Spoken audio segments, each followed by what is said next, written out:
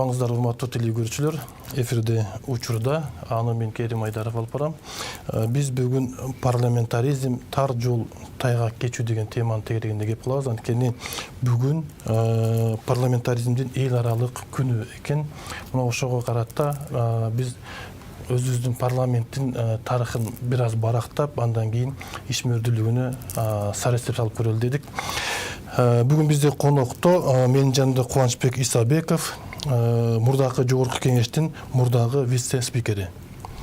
Андан кийинки экинчи студияда Азамат Темиркулов, саясий илимдердин доктору, политолог.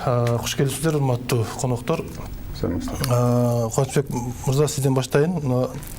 Эми Кыргызстанда парламенттин ишке киргенине бир топ жыл болду. Чейрек кылымдан ашты десек болот.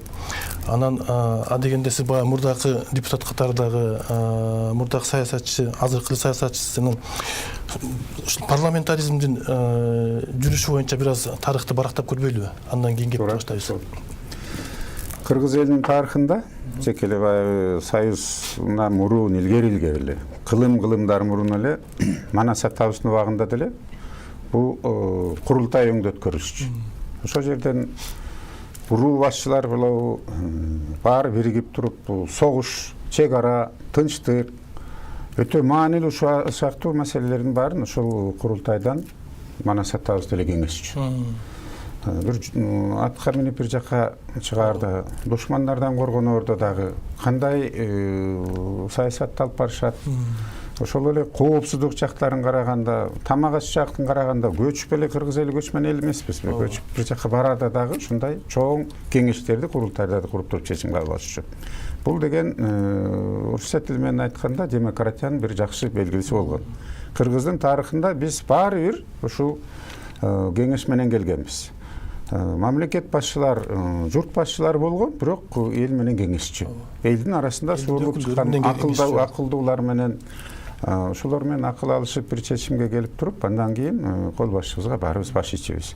Андан кийин тарыхыбызды алып көрсөк, мына эң маанилүү маселелердин бири болуп калган, мен баягы Кара Кыргыз автономдук округу тиги болуп келдик дагы 24-жылдары. Анан эң биринчиси баягы Кыргыз Советтик социалистический республика болуп 36-жылы, 37-жылы конституциябыз кабыл алынды. Андан кийин 38-жылы июль айында, 18-июлда ушу кабыл алынган конституциянын негизинде орусча айтканда Верховный Совет, кыргызча айтканда Кыргыз Советтик социалисттик республикасынын жогорку кеңеши шайланганда, ошондо тарыхта юридикалык, бул документалдык оформление ошол күндөн башталып кеткен да. Ал жогорку кеңеш болсо, Верховный Совет ушу 94-жылкы баягы легендарный аттуу жогорку кеңеш тараганга чейин ошо Верховный Совет болуп келген. Андан кийин Союз учагында шайланган Верховный Совет эле коммунисттик партиянын списоги менен. Анан 94-жылы баягы биз көп нерселерди кабыл албадыкпы? Негизи баардык тарыхый маселелердин баарын жогорку кеңеш бекитет. Жогорку кеңештин эми функциясын өзүңүздөр билесиздер, бул мыйзам чыгаруу функциясы, мыйзам чыгаруу бийлиги эң жогорку бийлик болуп эсептелет.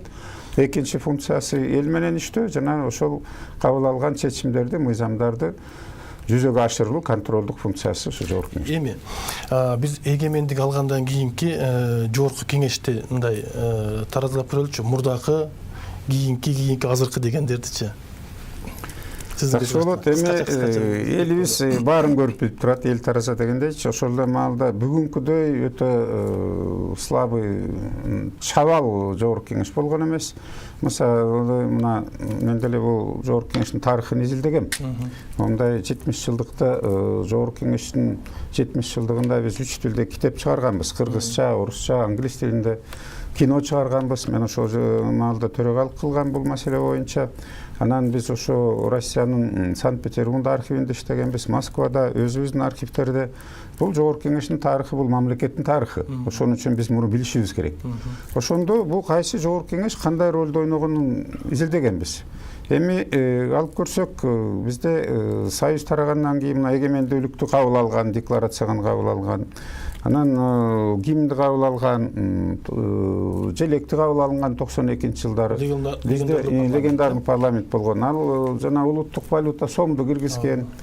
Андан кийин биздин гербти бекиткен Тоюс мамлекеттик символиканын баарын бекиткен ошол легендарлуу парламент болуп калган. Алар деле коммунисттик партиянын шайлоосу менен келген менен алардын багына бай союз тарады. Аны жеке эле Кыргызстан эмес, бүткүл союзда 15 республика тарап кетти дагы.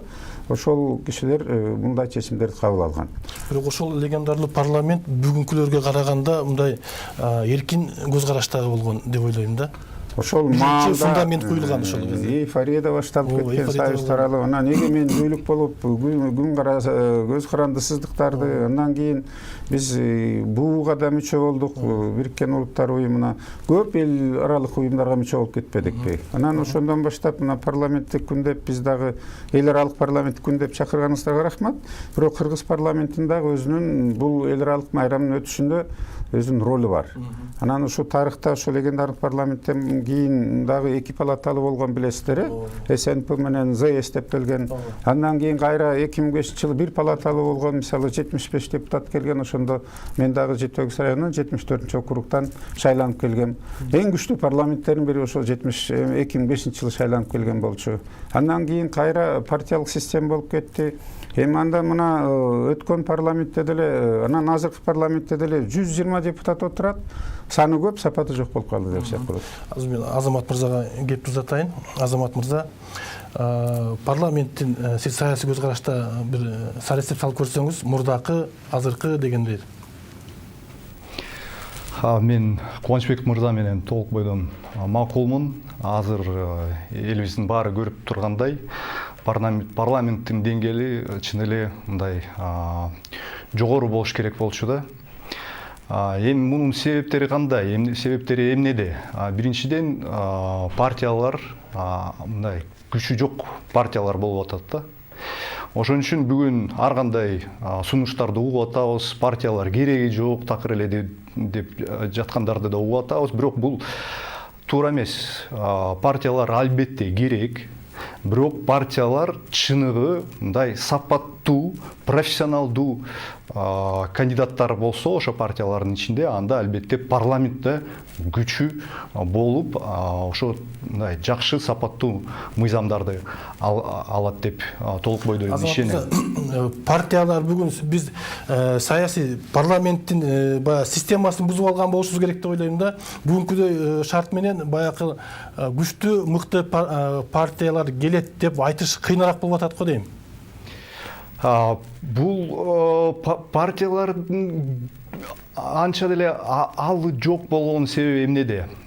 Такыр эле партиялардын баары алсыз деп айта албайм. Күчтүү партияларыбыз бар, тажрыйбалуу, 29 жылдан бери келаткан партиялардын тарыхы бар. Бул биринчиден Атамекен, СДПК, эми жакында анын тагдыры да чечиле элек. Бирок ушундай солчу, баягы социалисттик партиялар, Совет өкмөттөн калган, мураска калган партиялар бар, күчтөрү абдан мындай бар деп ойлойм, себеби алардын артында идеологиясы бар. Ошол эле мезгилде бизде ончул партиялар, оң тараптагы капиталист, мындай ишкерлерди, бизнести коргогон партияларыбыз жок болуп атат. Ошол себептен бизнестин баары бийликтин тегерегинде топтолуп эле ошо өзүнүн кызыкчылыгын бийликтин аркасынан коргойбуз деп аракеттенип, бизди эки жолу авторитарный режимге алып келип алды. Мен ойлойм, өзүнчө бир он тарапта мындай бизнести коргогон партия болгондо, анда алар ачык эле түздөн түз бизнестин кызыкчылыгын коргоп чыкса, бийликке эч кандай мындай жакындабай, өзүнүн көз карансыз партия болгондо, анда ушул сол жак партиялар менен баланска келтирип, биздин ушул партийный система, партийный модельди анда стабилдүүлүккө алып келет эле деп ойлойм. Ошон үчүн мен бизнесмендерди чакырат элем.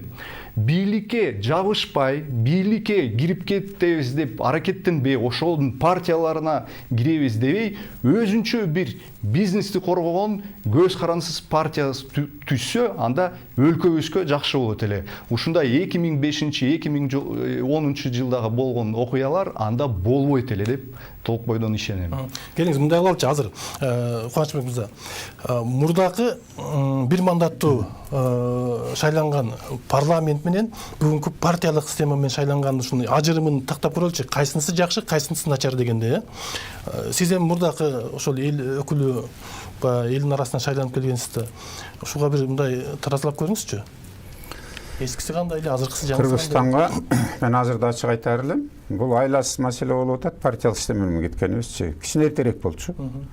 Мына Америкада деле эки эле партия салгылашат. Европада деле ашып кетсе 3-4 партия, мисалы Германиянын тарыхын алсаңыздарчы. А бизде партиялар 300дөн ашыгы бар. Эми анын ичинде ирдүүсү бар, тажрыйбалуусу бар. Бирок бүгүнкү күндө бир дагы партия элдин талабына жооп бере турган бир жакшы программасы менен, жаалы күчү менен бара алды деп айта албайбыз. Мына партиялык система менен барган бул 3-чү жогорку кеңеш отурат. 3-чү. Анан ошол 3-чү жогорку кеңеш мисалы ошол 75 депутат келген, элден шайланып келгенде жумуш жасай алдыбы? Жок. Бир базалык мыйзам өткөрүш элек. Эми карасаңыздар, бул конституцияда кандай карама каршылыктар болуп атат? Бир жасай алган жок. Биз 2,5 жылга жетпеген мөөнөттү иштегенбиз. Бирок биз конституцияга да өзгөртүү киргизгенбиз. Ошол убактачы. Андан сырткары эң жаман жери мында болуп калды да, элге отчет берүүдөн партиялык системадан кетип калат экен. Бир-эки жолугушууга барышат дагы, анан эл мисалы кайра ошол жакпаган партияны же жакпаган депутатты чакыра алууга мүмкүнчүлүгү жок болуп калды. Мурун иштебесең, мен мисалы 7-8 районуна барып түздөн түз отчет берчимин. Элге мына силер момундай койгон талаптар, момундай тапшырмалар мынчасы аткарылды, мынчасы калды, муну чогуу иштейлик. Биз эле баардыгыбыз эле Кыргызстандын келечегин ойлойбуз. Партиялык болобу, президент баш болуп, жөнөкөй чабандардан өйдө мамлекеттин келечеги баарыбызга деген кайдыгерлик болбош керек. Бирок ар кимибиз салымыбызды кошуш керек. Ошол бир мандаттуу парламент. Азыркы күндө эл ушуга суусап калды. Эмне үчүн бүгүнкү жогорку кеңеш жок дегенде конституцияда бөгөт жок. Ал жерде бири-бирине карама каршы келген конституция менен жашап атабыз. Негизи бүгүн конституциябыз жок. Жоголуп кеткен да нускасынан өйдөчү. Биз деген дүйнө жүзүндө эң начар абалда мыйзамсыз жашаган мамлекет болуп калдык. Конституциянын нускасы жок болсо, аны бир архивде бир документ жок болсо биз кандай жашап атабыз? Анан аны мына Атамбаевдин убагында да өзгөртүү киргизбеди беле? 20-жылга чейин киргизгенге болбойт деп турса дагычы. Эмне үчүн азыр ошол жок дегенде 120 депутат бизге көптүк кылат? Жанагыдай партиялык системаны мейли болбой калса жарымын алып келип, азыр жогорку кеңеш кабыл алып койсо эчтеке болбойт мынданчы. Жарымын жок дегенде ошо элден шайланып келбейби? Элдин мүдөөсүн аткара турган болсо, мисалы азыр карап көрсөңүздөр, Актала району, Оо райондордун бири, Жетип район, бир да депутаты жок.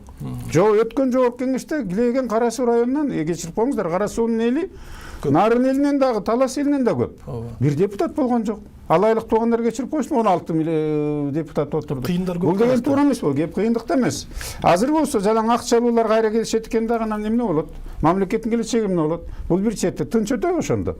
Ошон үчүн мына бүгүнкү жогорку кеңеш элди ойлосо, мамлекеттин келечегин ойлосо, эми хоп майлы дебестен 5%га регламентти бузбай туруп өтүш керек болчу. Өткөн жылы элдик талкууга силер аркылуу өткөн.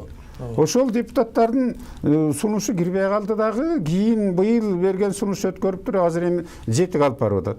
Мына кечээ эле комитет өттү дагы 5 миллионду жана барокту тиги залогду азайтуунун 1 миллионго десе, ал депутаттарды уккан жок дагы. Кайра башка депутаттар чыгып атат, 10 миллионго чыгаралык депчи. Анда жөнөкөй партиялар, жөнөкөй эл кандай барат бул жогорку кеңешкечи? Анда жалаң чөнтөктү, анда ушул жогорку кеңеш эле калсын ушул жергечи. Кайра эле. Кайра эле калсын дагы, бүгүнкүдөй бедисе төө деп коюп отура берсин. Мамлекеттин келечегине да, аброюна да шек келтирген жогорку кеңеш бүгүн болуп атат. Азамат мырза, Кубанычбек мырза айтып атат, мурдакы элдин арасынан шайланган бир мандаттуу система жакшы эле. Азыр партиялык система менен эл шайлаган өзүнчө бир эки вариант болсо жакшы болмок деген ойдо болуп атпайбы? Сиздин оюңуз кандай? Кубанычбек мырза менен толук бойдон макулмун. Партияларда маанилүү, аларда керек, бирок ошол эле мезгилде бир мандаттуу шайлоочулар, бир мандаттуу кандидаттар, депутаттар, алар да керек. Себеби алар ошо жергиликтүү тургундардын көйгөйлөрүн көтөрүп, ошолорго жардам берет эле да жогорку кеңештен. Бирок азыр ар кандай ойлорду, сунуштарды угуп атабыз, ушу жалаң гана бир мандаттуу парламент керек деп аткан. Бул туура эмес. Партиялар албетте керек, себеби бир мандаттуу парламент болгондо анда ар бир кандидат, ар бир депутат өзүнүн эле ушу кичи жерин, өзүнүн шайлаган округун ойлоп, анда өлкөнү, жалпы Кыргызстанды ойлогон эч ким жок болуп калыш ыктымал. Ошол ролду партиялар ойнойт. Себеби алар атайын программа түзөт, Кыргызстанды кайсы жол менен өнүктүрүш керек деген милдети ошо партияларда. Ошон үчүн мындай смешанный бир мандаттуу жана партиялар бар болсо, эки палата, анда туура болот эле деп ойлойм. Азамат мырза, маселен партиялар жалпы Кыргызстандын көйгөйүн ойлойт дегенден мен алыс болор элем да. Анткени мына тарых көрсөттү, партиялар Кыргызстандын келечегин ойлогон эмес, өздөрүнүн саясий көз карашын ойлогон, өздөрүнүн жеке маселесин чечкен гана парламентке айланып кетип атпайлыбы? Ошон үчүн ушул системанын формасында өзгөртүш керек го деп ойлойм да. Сиздин кошумчаңыз барбы? Сөзсүз түрдө да, мына мен бул райондон шайланып келгеним менен мен Кыргыз эл депутаты болчумун да. Биз чыгарган закон, токтомдор Кыргызстанга таандык болчу да. Анан биз чынын айтканда ошондо 2005-жылы келгенде да ачык айтканда кечирип койсун, түндүк депутаттар өзүнчө фракция, түштүк депутаттар өзүнчө бөлүнүп калыптырбыз. Анан мен бузгам дагы андай болбойт деп. Анан мен деле вице-спикер болуп калдым, бүт мамлекеттин кызыкчылыгын колдоп жүрдүк. Мен деле ошо Баткен, Жалал Абад, Ош талашты кыдырып жүрдүк. Бул жерде эми жалаң эле бул райондук кеңеш эмес да, бул жогорку кеңеш болуп атпайбы, мамлекеттик. Анан ошол район үчүн закон чыкпайт. Район үчүн токтом чыкпайт. Ошол эле кыргыз делегациясы барса бир жака Кыргызстандын артынан барат, кыргыз парламентин же башка мамлекеттердин делегациялары, элчиликтери же посолдору, президенттери келсе да биз мамлекеттик парламенттин атынан сүйлөшүбүз, мамлекет парламент. Башка маселе баягы элден шайлангандан кийин элге жооп берчүбүз. Элге отчет берчүбүз. Элдин кызыкчылыгын талашып тартышчубуз.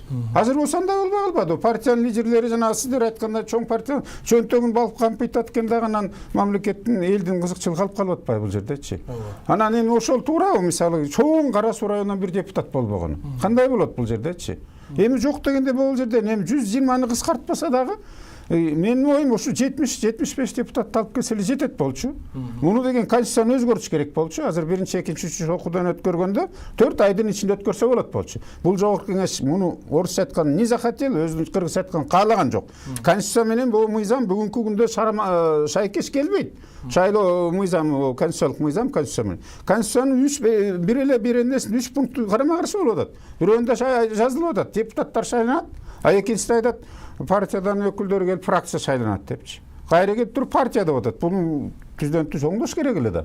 Андан кийин бул шайлоо законунда дагычы, бул конституциялык закон жөнөкөй эмес. Муну эмгиче чейин созуп келишти дагы. Андан кийин сөз элдин кызыкчылыгына бөгөт коюп аткан жогорку кеңешке айланып баратат болчу. Ошон үчүн мен айтар элем, эгер даже партиялык система калса да жок дегенде жарымын ошо райондорго бериш керек болчу. Элдин атынан ошо суурулуп чыккан кызыкчылыгын колдой турган кишилер. Маселени жасаш үчүн кайрадан конституцияны өзгөрткөнгө туура келип калат, туурабы? Туура. Ошо да, ал конституцияны өзгөртүш үчүн дагы бир топ аракеттер, киш аракеттер керек болот. Могу конституциялык законду азыр карап атышпайбы? Конституцияны да өзгөртө бериш керек. Конституциянычы. Себеби кийинки келген парламент менен тарых бүтпөйт. Мисалы бул президентке дагы азыркы бүгүнкү күндө Сооронбай Жээнбековго дагы кичине эмени бериш керек. Мисалы сырткы саясатты президент алып барышы керек эле да. Бизде өкмөт чечет деп турат, ички сырткы саясатты. Өкмөт чечкен жери жок да. Бул президенттер менен жолугуп атат, ар кандай саммиттер болуп атат. Эл аралык жолугушууларга тиги барып атпайбы? Ошол эле ШОС боюнча, ошол эле СНГ боюнча, ОДКБ боюнча, КМШ мамлекеттеринен. Анан сен кое турчу, Владимир Владимирович, мен өкмөттөн уруксат сурайын дейби. Бул жерде туура эмес законду бузулуп атат, конституцияны бузулуп атат. Ошон үчүн бул жерде конституцияны кайра карап чыгыш керек. Бул туура эмес, конституцияда жашап атабыз бүгүнкү күндөчү. Аны бул тарыхка калам десе, бул жогорку кеңеш ойгонушу керек болчу, ойлонуп туруп жасаш керек эле да. Эми жок дегенде могу шайлоо боюнча конституциялык мыйзамды иретке келтирип койбойбу азырчы. Эмне үчүн мурунку алып келген мыйзамды карабай туруп, кийинки алып келгенди көп майлы деп эле ушу макул боло коюш керек да. Эми жогорку кеңеш президенттик аппараттын бир бөлүмү катарында эле иштеп аткандай сезилип атпайбы? Азамат мырза, парламентаризм дүйнөлүк көз карашта, дүйнөлүк мамлекеттерде иш аракеттери кандай болуп атат? Маселен, бизге парламенттик башкаруу керекпи же президенттикпи дегендей да. Биз сырткы өлкөлөрдөн өнүккөн өлкөлөрдү жана өнүкпөгөн өлкөлөрдү бир мындай таразалап көрөлүчү. Кайсынысы жакшы, кайсынысы начар дегендей. Башка өлкөлөрдү алсак, мындай өнүккөн өлкөлөрдү алалы. Аларда парламенттик система, ушу саясий система экономиканы күзгүдөй көрүнүп тургандай системада. Экономика бул өзүнчө бир база, бул фундамент. А саясат болсо ошонун негизинде курулган бир система. Мисалы, батыш өлкөлөрдү алсак, ошакта индустриальная революция болуп, эки кылым мурун коом эки тарапка бөлүнүп кеткен. Бир жагынан капиталисттер, экинчи жагынан ишкерлер. Ошо эки тарап өзүнүн кызыкчылыгын коргоп атып, эки полюс түзүлгөн. Бир жагынан солчулар, социалисттер, коммунисттер, экинчи жагынан оңчулар, бул капиталисттер, бизнесмендер. Ошентип атып, бири-бирин баланс кылып атып, эки тарап ар кандай программаларды чыгарып, өлкөнү алдыга кантип өнүктүрүш керек деген программаларды чыгарып, өлкөлөрдү өнүктүрүп, алдыга тартып кетишти. Бизде болсо индустриальная революция болгон эмес. Бизде коом эми бүгүн эле эки тарапка бөлүнүп келатат. Бир жагынан жөнөкөй ишкерлер, башка жактан бизнесмендер, акчалуу капиталисттер эми пайда боло баштады. Приватизациядан кийин, ушу 29 жыл рыночный экономикадан кийин. Бирок бизде ушул сол тарапыбыз бар, социалисттик партияларыбыз бар, совет өкмөтүнүн мезгилинен калган, бирок оң тарап жок болуп атат да. Ошон үчүн эч ким ушул бизнесмендердин кызыкчылыгын коргой албай, алардын баары барып бийликтин тегерегинде чогулганга муктаж болуп атышат. Мен ойлойм, ушу биздин өзүбүздүн тарыхыбызды эсибизге алыш керекпиз. Өзүбүздүн экономикабыз, өзүбүздүн коомубуз кандай болуп атат. И ошонун негизинде ушул партийный система куруш керекпиз. Буга мезгил керек, буга убакыт керек. Убакыт менен бара-бара ушу эки полюс түзүлөт деп ишенем. Бир жагынан солчулар, экинчи жагынан оңчулар бизнестин кызыкчылыгын коргогон. Өзгөчө бүгүн ушу бизнестин кызыкчылыгын коргогон партия керек болуп атат. Себеби ар кандай призывтерди угуп атабыз. Ушу байларды бизнесин кайра тартып алып, элге бөлүп бериш керек деген сөздөрдү да угуп атабыз бүгүнкү күндө. Кызыгы, Азамат мырза, кызыгы бүгүн парламентте теңден көбү байлар, теңден көбү бизнесмендер, бирок бизнестерди коргобой атышат, Ошого таң калыш болуп атпайбы? Алардын парламентке барышын себеби ошол болуп атпайбы? Алар өзүнүн бизнесин кантип коргойбуз деп парламентке киргенге аракеттенип атышат. Бирок булардын өзүнчө бир партиясы, чыныгы партиясы бар болгондо, анда алардын баары ошол партиянын экиби, үчпү партия же бирби партия ошонун тегерегинде булардын баары топтолуп, ал партия күчүнө кирип, парламентте 10 депутат болобу же 20 депутат болобу, ошо бизнестин кызыкчылыгын коргогон партия болсо, анда эч ким парламентке кирейм, ошол жерден бизнесимди коргойм деген аракеттер жок болот эле. Алар жөн эле ошол өзүнүн партиясына барып, мына мен бизнесменмин, мен силерге добуш беремин, силер мына менин кызыкчылыгым коргоп бергиле деп эле айтат эле. Азыр ошол как раз бизге жетишпей атат. Туура айтасыз. Бул кызыгы мындай да. Бизде идеялар менен бириккен партия жок да. Бизде саясий кызыкчылык менен бириккен партиялар бар. Туура айтамбы? Сиз абдан туура айтып атасыз. Идея деген бул эмне? Бул бир жагынан социалисттик идея. Ишкерлерди, дыйкандарды бириктирген. Экинчи жагынан бул капиталисттик идея багы акчаларды, бизнесмендерди бириктирип, алардын кызыкчылыгы да бар. Алар жумуш орунларды түзөт, алар экономиканы алдына тартат. Ошон үчүн алардын кызыкчылыгы бул жалпы коомдун да кызыкчылыгы. Алар биздин жарандарыбыз. Ошон үчүн булардын өзүнүн идеологиясы бар болуп, ошол идеологиясы негизинде бир партия же 2-3 партия түзүлүп, аларды да коргош керек деп ойлойм. Сиздин оюңуз кандай? Азыр мына бизнесмендер жөнүндө көп сөз болуп атпайбы? Мен деле бизнес чөйрөсүндө жүрген киши катары айтайын. Туура, биз баягы социалисттик менчиктен капиталисттик менчикке өтпөдүкпү? Мына 30 жыл болуп баратат. Жеке менчиктин базасында экономикабыз түзүлгөн дагы экономикабыздын багыты ошол болуп атат. Анан туура бизнесмендер азыр экономиканын мотору болуп эсептелет. Аларды колдош керек, коргош керек. Мен бул жагын аябай колдойм. Ошол эле тиги азыркы жогорку кеңеште дагы далай бизнесмендер отурат. Анан ири бизнесмендер отурат. Бирок башка маселе, алар ошо бизнес байлыгын кандай жолдор менен топтоп келди.